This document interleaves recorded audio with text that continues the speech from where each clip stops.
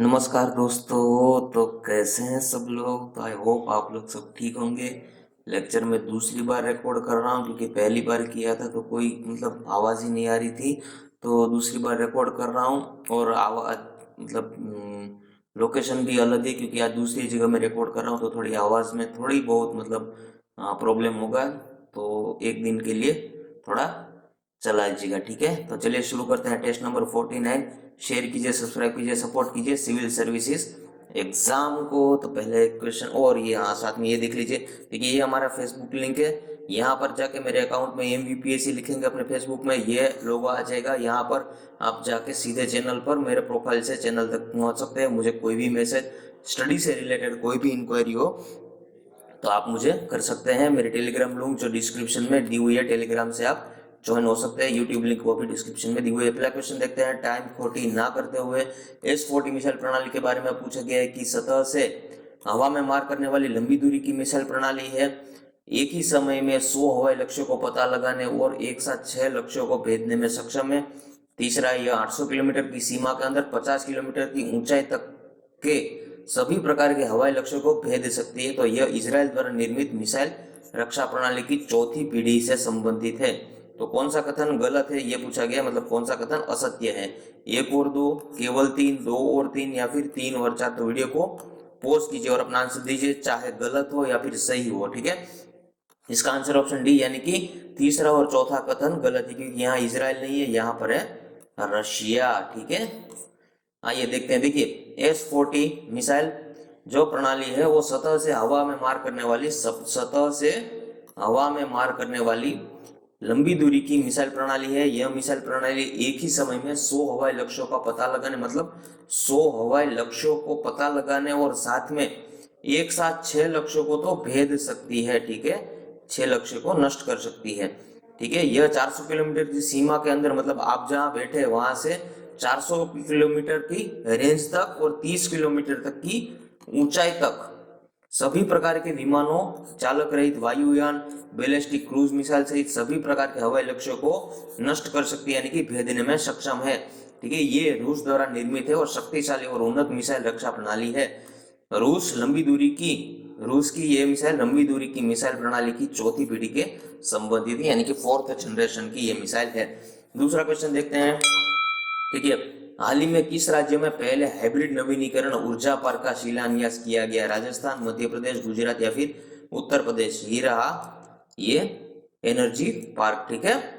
तो hybrid energy park, ठीक है। तो वीडियो को पॉज कीजिए और अपना आंसर दीजिए, चाहे सही हो या गलत हो। इसका आंसर ऑप्शन सी यानी कि गुजरात। गुजरात के कहाँ? गुजरात में कच्छ में, ठीक है। देखिए यहाँ नीचे भी लिखा गया है, build as the world largest renewable power generation project, a single location, the proposed hybrid park in Kutch to ready of take off, ठीक है। आइए देख लेते हैं। देखिए इसका आंसर ऑप्शन सी। देखिए प्रधानमंत्री मोदी जी ने गुजरात के कच्छ जिले में खावड़ा में विश्व के सबसे बड़े यानी कि 30 गीगावाट की जो क्षमता वाले हाइब्रिड नवीनीकरण ऊर्जा पार्क का शिलान्यास किया है। 72,600 हेक्टेयर बंजर भूमि में बनने वाला इस पार्क में पवन तथा ऊर्जा उत्पादन संबंधी अवसंरचना तथा ऊर्जा का भंडारण, ऊर्जा उत्पादन, पवन उत्पादन, ठीक है, पवन ऊर्जा, ठीक है, उस सुविधा का निर्माण किया जाएगा, ठीक है। इस पार्क को विश्व का सबसे बड़ा एकल स्थल यानी कि एक ही स्थल में जब एक ही जगह पर एक ही स्थान पर हाइब्रिड नवीनीकरण ऊर्जा पार्क के रूप में मान्यता प्रदान की गई है। इससे भारत के नवीनीकरण ऊर्जा उत्पादन लक्ष्य 2030 तक कितने 450 गीगावाट 2030 तक 450 गीगावाट को प्राप्त करने में मदद मिलेगी। ये बहुत अच्छी बात है क्योंकि बंजर भूमि में एक हटके बात की गई है। बहुत अच्छा काम किया क्योंकि बंजर भूमि कोई यूजलेस होती है। तो उसमें ऐसा कुछ सोचो कि पूरे समुदाय को, पूरे ग्रुप को इसका फायदा मिले। तो ऐसे काफी प्रोजेक्ट शुरू करने चाहिए और काफी शुरू भी हैं, पर इस पर ज्यादा फोकस करना चाहिए, मेरा ये मानना है, ठीक है। तो चलिए तीसरा क्वेश्चन देखते हैं। शक्तियों के पृथक्करण के सिद्धांत यानी कि doctrine of separation of powers के संदर्भ में निम्नलिखित कथनों पर विचार कीजिए। तो भारतीय संविधान की मूल संरचना एक भाग है, किसके बारे में पूछा गया? पृथक्करण का सिद्धांत, शक्तियों के पृथक्करण का। संविधान में इसका स्पष्ट रूप से उल्लेख किया गया है। इस सिद्धांत का प्रतिपादन मोंटेस्क्यू ने किया है और इस सिद्धांत को पहली बार USA के संविधान में अपनाया गया था बहुत इंपॉर्टेंट क्वेश्चन है, ठीक है। देखिए कौन सा कथन सत्य है, 1 3 4, दूसरा है 2 और 4, तीसरा है 1 3 4 और चौथा है 2 और 3। तो वीडियो को पॉज कीजिए और अपना आंसर दीजिए। देखिए इसका आंसर ऑप्शन सी, यानी कि 1 3 4, यानी कि पहला, तीसरा और चौथा, ये तीन कथन सही, यानी कि भारत संविधान की मूल संरचना एक भाग है, सही बात है। इसका सिद्धांत प्रतिपादन यानी कि इसका विचार मोंटेस्क्यू ने किया था, ये भी सही बात है। और सबसे पहले किसने अपनाया था, यूएसए ने, उससे ही हमने लिया है, ठीक है। देखिए शक्तियों के पृथक्करण का सिद्धांत भारतीय संविधान की मूल संरचना का एक भाग है, इंपॉर्टेंट है, ये सब याद रखना है, ठीक है। ये भारतीय संविधान का मूल संरचना एक भाग, इसका तात्पर्य क्या है कि कार्यपालिका, न्यायपालिका और विधायिका, इसको पावर ऑफ सेपरेशन है इसमें बीच में, शक्तियों के पृथक्करण, ठीक है। सबके पास अलग अलग शक्तियां हैं, ठीक है। संविधान में इसका स्पष्ट रूप से उल्लेख नहीं किया गया है। इस सिद्धांत का प्रतिपादन फ्रेंच दार्शनिक जो बोला था ना मोंटेस्क्यू, उसने दिया था, और इस सिद्धांत को पहली बार यूएसए ने उसकी राज्य व्यवस्था में अपनाया गया था। नेक्स्ट क्वेश्चन देखते हैं, peer to peer lending, it's a hard IMP question, ठीक है, बहुत इंपॉर्टेंट है, पीसीएस में ये पूछा ही जाएगा। Peer to peer lending firm के संदर्भ में निम्नलिखित कथनों पर विचार, इसमें मैंने काफी रिसर्च करके ये क्वेश्चन मतलब इसका आंसर पूरा एनालिसिस किया है। पीयर टू पीयर लेंडिंग एक ऑनलाइन प्लेटफॉर्म है, इसके अंतर्गत ऋणों पर अदा की जाने वाली ब्याज दर का निर्धारण ऋणी और जो ऋण दाता होता है उसके मध्य आपसी सहमति के आधार पर किया जाता है। यह असुरक्षित श्रेणी की ऋण है। और दूसरा क्या है कि peer to peer lending crowd funding का एक प्रकार है। तो इसमें से कुछ भी नहीं समझ आया तो भी आपको आज ये समझ आ जाएगा, ठीक है, कहीं पर जाने की जरूरत नहीं है। तो 1 2 4, 1 3 4, 1 और 3 और उपयुक्त सभी, यानी कि सभी के सभी कथन सही है। तो वीडियो को पॉज कीजिए और अपना आंसर आज दे दीजिए। तो इसका आंसर ऑप्शन डी, यानी कि सभी के सभी कथन सही है। अब आइए पूरा मामला देखते हैं कि पीयर टू पीयर लेंडिंग क्या है। देखिए पहले तो ये पता होना चाहिए कि ये एक, आप नोट कॉपी पेन लेकर लिख लीजिएगा, ठीक है, ये एक ऑनलाइन प्लेटफॉर्म है, याद रखना, ठीक है। जो ऋणी यानी कि बोरोवर्स और ऋणदाता यानी कि जो ऋण देता है वो, उसके मध्य सामंजस्य स्थापित करना असुरक्षित ऋण उपलब्ध कराता है, ठीक है। पहले आसान भाषा में ही समझ लेते हैं कि क्या है पूरा माजरा। देखिए पीयर टू पीयर लेंडिंग मतलब उसका दूसरा नाम क्या है, देखिए इसका दूसरा नाम है पर्सन टू पर्सन लेंडिंग, यानी कि पर्सन टू पर्सन लेंडिंग, ठीक है। और ये एक ऑनलाइन प्लेटफॉर्म है, ठीक है। फिर इसमें होता क्या है कि जो पैसे बचाए हुए पैसे होते हैं, मान लो मैंने कुछ पैसे बचाए, ठीक है, उसको मैंने उधार देकर, ठीक है, उसको मैंने उधार देकर ब्याज कमाना है, ठीक है, उसको उधार देकर मैं ब्याज कमाऊंगा, सेम, ठीक है। ये P2P है, यानी कि पीयर टू पीयर लेंडिंग आराम से यही होता है कि मैंने कुछ पैसे बचाए हैं तो उसको मैं उधार देकर इससे ब्याज कमाऊंगा, ठीक है। तो ये होता है P2P प्लेटफॉर्म, ठीक है, यानी कि जो मैंने बचत की है उसमें इन्वेस्ट करना, ठीक है, उसमें इन्वेस्ट करने से जो भी मतलब पैसा मिलेगा वो मेरा ही होगा, वो ब्याज का पैसा मुझे मिलेगा, ठीक है। और ये एकदम ट्रांसपेरेंट प्रणाली है, ठीक है, ट्रांसपेरेंट प्रणाली है। और यूएस में काफी तगड़ी तगड़ी चल रही है, मतलब यूएस में काफी अच्छी चल रही है ये प्रणाली, जिसमें इसमें क्या होता है कि आर्टिफिशियल इंटेलिजेंस की मदद, क्योंकि ये पूरा काम ये ऑनलाइन ही होता है, नोट पेपर वर्क है ही नहीं इसमें, इसमें आर्टिफिशियल इंटेलिजेंस की हेल्प ली जाती है, जिसमें क्या होता है कि एक बोरोवर होता है। P2P एक कंपनी टाइप ही समझ लीजिए, ठीक है, कंपनी है P2P। उसमें क्या होता है कि जिसको ऋण लेना होता है, मगर आपको ऋण लेना है, ठीक है, तो आपकी पूरी की पूरी प्रोफाइल वो कंपनी बनाती है, ठीक है, उस हिसाब से उसको रैंकिंग दी जाती है।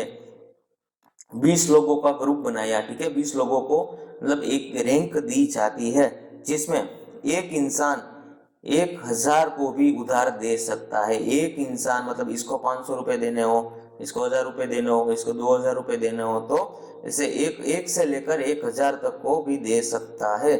और इसकी भाई लिमिट कितनी है कि आप बोलेंगे कि भाई मुझे ऑनलाइन ट्रेडिंग करनी है, मतलब ऑनलाइन पैसे देने हैं, मैं दाता बनना चाहता हूँ, ठीक है, तो मैं कितने पैसे दे सकता हूँ, तो 50 से लेकर 50 लाख तक के आप ऋण दे सकते हैं। 50 से लेकर 50 लाख तक, ठीक है। और ये एक क्राउड फंड मॉडल है। देखिए यहाँ बोला गया ना क्राउड फंड, बच्चे बोलेंगे सर क्राउड फंड का आपने समझा ही नहीं। तो क्राउड फंड का मतलब ये होता है कि अलग अलग जो डोनर्स होते हैं, ठीक है, जो अलग अलग जो दाता होते हैं, मतलब जो उधार देते हैं, उसका उसको एक फंड, मतलब मैं हूँ, मैंने 100 रुपए दिए, मेरा दोस्त है उसने 500 रुपए दिए, उसका दोस्त है उसने 1000 रुपए दिए, ठीक है।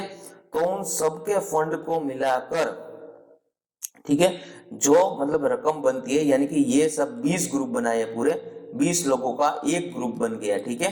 तो इसको क्राउड फंडिंग बोलते हैं, ठीक है, क्राउड फंडिंग बोलते हैं।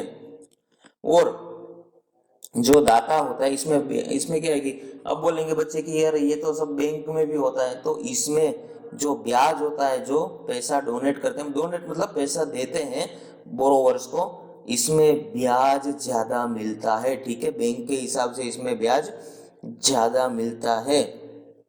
और बोरोवर कितना उधार ले सकता है कि जितना चाहे उतना नहीं, सिर्फ और सिर्फ 50,000 रुपए तक ही उधार ले सकता है, पर इसमें रिस्क भी ज्यादा है, ठीक है, 50,000 तक ले सकता है, ठीक है। पहले आरबीआई ने, अब थोड़ा मानक चेंज कर दिए, पहले आरबीआई ने डोनरों की लिमिट कुछ 10 लाख रुपए तक की थी कि आप 10 लाख रुपए से ज्यादा जो दाता होता है वो दे नहीं सकते, पर इससे अब 5 गुना कर दिया, यानी कि 50 लाख कर दी है।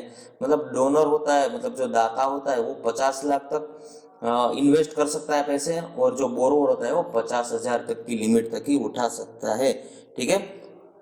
ये कंपनीज एक्ट जो P2P है, वो कंपनीज एक्ट के तहत ही, जो कंपनीज एक्ट 2013 है उसके तहत ही उसके अंडर में आती है, और इसमें निगरानी आरबीआई की पूरी होती है। और 2018 में क्या हुआ था, 2018 में एनबीएफसी का दर्जा इसको मिल गया है, एनबीएफसी कंपनी यानी कि P2P कंपनी का दर्जा मिल गया है। तो ये था पूरा माजरा, ठीक है। देखिए अब क्या होता है, देखिए ये एक मैं चार्ट बना दे रहा हूं, तो आप याद रखना, ये रहा P2P, ठीक है, P2P ये प्लेटफॉर्म, फिर यहां पर रहा डोनर, ठीक है, डोनर यानी कि जो ऋण इन्वेस्ट करना चाहता है, पैसा इन्वेस्ट, और ये रहा बोरोवर, ठीक है, और यहां पर है एग्रीमेंट, ठीक है, एग्रीमेंट, ठीक है, ये यहां से सब जुड़ा हुआ है, ठीक है। ये P2P प्लेटफॉर्म, ये दोनों के बीच में एग्रीमेंट साइन होता है डोनर और बोरोवर के बीच में। ये P2P प्लेटफॉर्म, यहाँ से डोनर यहाँ पैसे जमा करवाता है, ठीक है, यहाँ से बोरोवर ये पैसे उठाता है, फिर दोनों के बीच में एग्रीमेंट होता है, फिर जो टाइम होते ही बोरोवर जो ब्याज के साथ पैसा यानी कि चुका देता है, ठीक है, सीधे वो डोनर को। तो ऐसे पूरा मामला, यानी कि ऑनलाइन पूरा का पूरा आप पैसा भेज सकते हैं, आप इन्वेस्ट कर सकते हैं, पर इसमें थोड़ा बहुत रिस्क भी रहता है, ठीक है। पर इसके लिए भी ये बोरोवर की एक प्रोफाइल बनाई जाती है, उस हिसाब से आप पैसे इन्वेस्ट कर सकते हैं। तो रिस्क है तो नहीं डालोग, रिस्क है तो इश्क है, तो वैसी वाली बात है। देखते हैं नेक्स्ट क्वेश्चन, देखते हैं लास्ट क्वेश्चन। आपको कोई समझ नहीं आया हो तो मुझे कमेंट बॉक्स में बता दीजिएगा, ठीक है, फिर से समझा दूंगा। चालुक्यों की राजधानी निम्नलिखित में से कौन सी थी, मदुरै, ऐहोल, महाबलीपुरम या फिर वल्लभी। किसकी चालुक्यों की राजधानी, तो इसका आंसर ऑप्शन बी यानी कि ऐहोल।